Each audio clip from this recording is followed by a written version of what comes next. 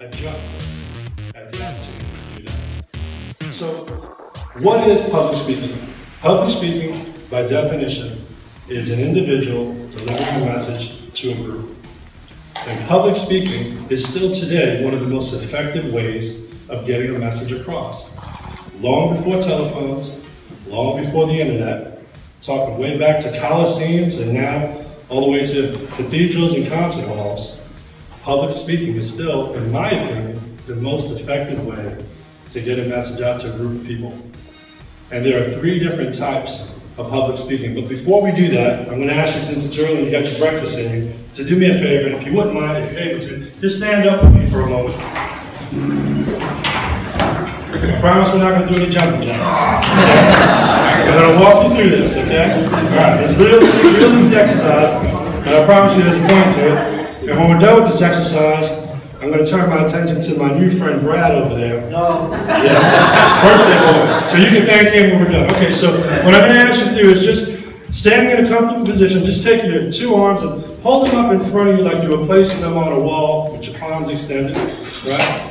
Okay, and what we're going to do is we're going to take a deep breath together, we're going to hold it for a second, we're going to release it, and we're going to do that twice. So all together, just take a deep breath in through the nose, hold it, and release. And one more time, deep breath in, and release. Second part is we're going to try to hold our hands up. Just imagine you're going through Burger King and you met the wrong guy. Hopefully this isn't you, right? But once again, you want to just take that deep breath in, and release. And one more time in, release. And the last thing I'm going to ask you to do is hold your arms out. It just sounds like you're a bird soaring, okay? Just don't knock out the person next to you. All right?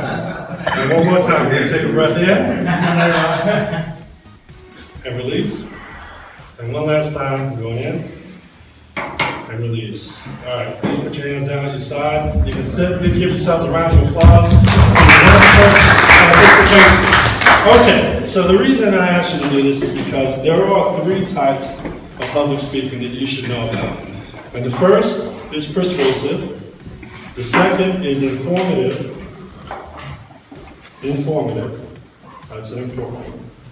Let's start with persuasion, and we'll get to the last one in a moment. And it's entertainment, by the way. For my good friend Giovanni, who enjoyed a piece of pie with me a couple of nights ago, if you want to remember the 3 types of public speaking, PIE, persuasive, informative, and entertaining. I know he likes pie, and we all know what I'm talking about. Okay, so what is persuasive speech? Well, when a lot of people hear persuasive, they think of guys like me when I was in the car business because they want to persuade you to spend money to buy an automobile. I'm going to show you a way that you can get a room full of people that you barely know to stand up, do some exercises that have absolutely nothing to do with public speaking, and actually applaud you for it. Imagine that. Now, if I can do that, maybe you can go back to your place of business and take that little bit of confidence with you and do the same.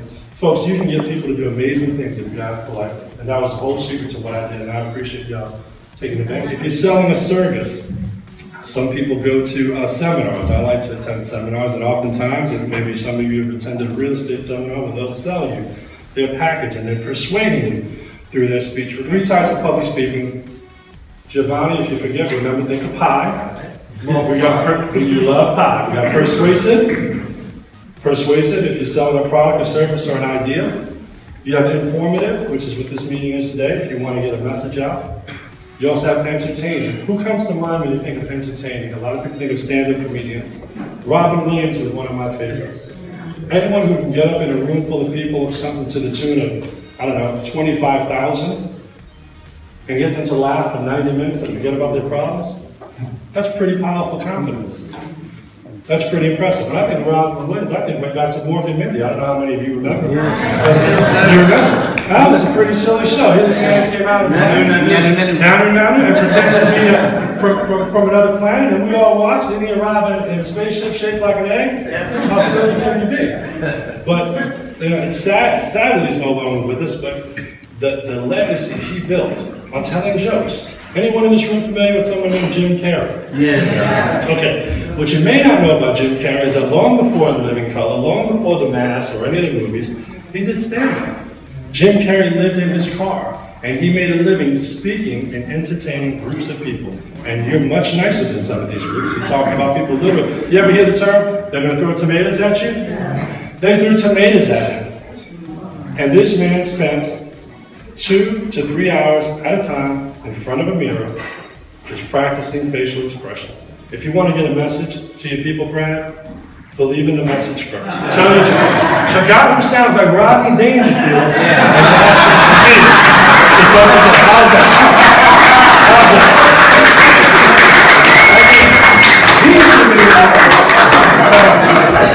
All right, I'll tell you one quick joke. So, all right, one quick joke and we'll wrap up. Okay, so there's this fella, his name is Earl. And Earl has a drinking problem. Earl likes to go down to the bars in Bourbon Street. And Earl's wife has a problem with this. So Earl's wife says, Earl, I'm going to go to work tonight, and I do not want you out drinking.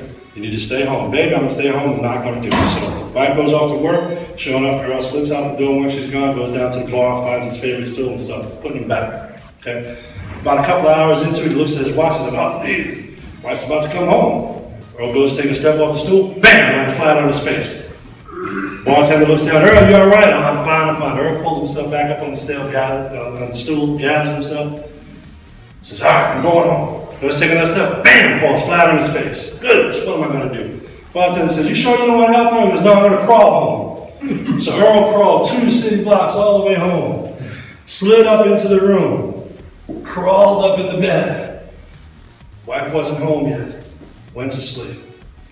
Earl was woken up by a smack against the head. Earl's wife says, Earl, I told you not to go out, and I know you did. He says, no, baby, I've been in bed all night. She did. Yeah. I told you not to go out drinking. You promised me you wouldn't. He says, all right, I'm sorry. Who told you? Nobody, dummy. You left your wheelchair at the bar again.